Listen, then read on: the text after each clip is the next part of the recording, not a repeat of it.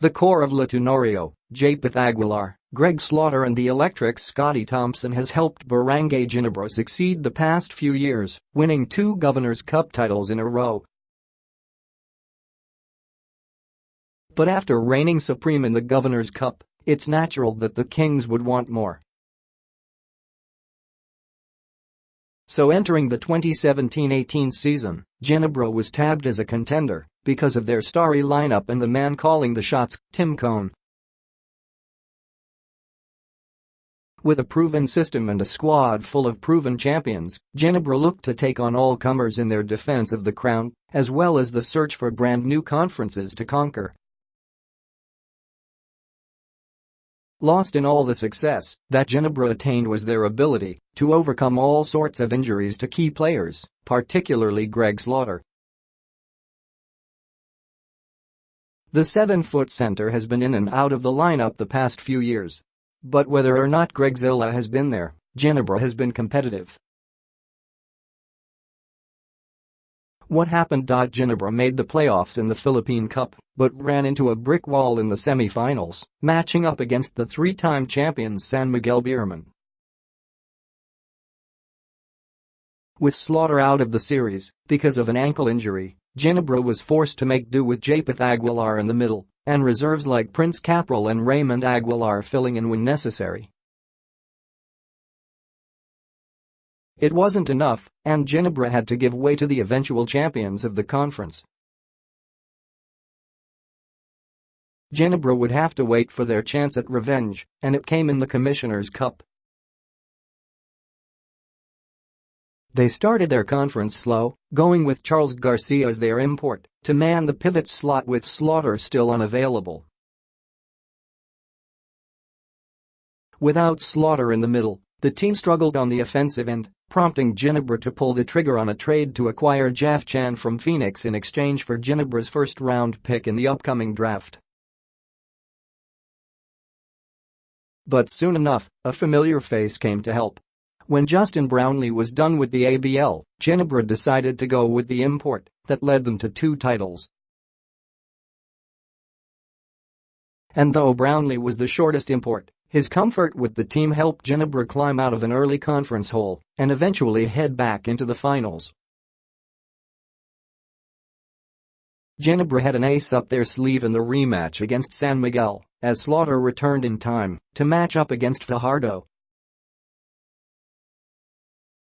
And he did an excellent job of slowing down Fajardo, enough for Ginebra's defense to frustrate the shooters of San Miguel. And with Scottie Thompson becoming a star in front of everyone's eyes, Ginebra won their first Commissioner's Cup title in the Tim Cone era. The final conference of the season was a special one for Barangay Ginebra as they looked to defend their title and possibly take their second title of the season. However, the injury bug continued to plague Tim Cone's squad, as almost every key player aside from Tenorio and Scottie Thompson missed time to injuries. Despite those obstacles, they still finished as the top seed with a 9-2 slate behind the brilliant play of Brownlee all conference long.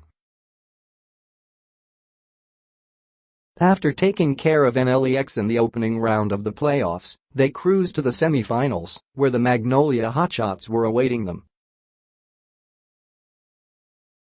And despite Ginebra's best efforts, the wear and tear and fatigue over 3 grueling conferences caught up with them. They were eliminated by the Hotshots in 4 tough games, thus ending their 2-year reign in the Governor's Cup.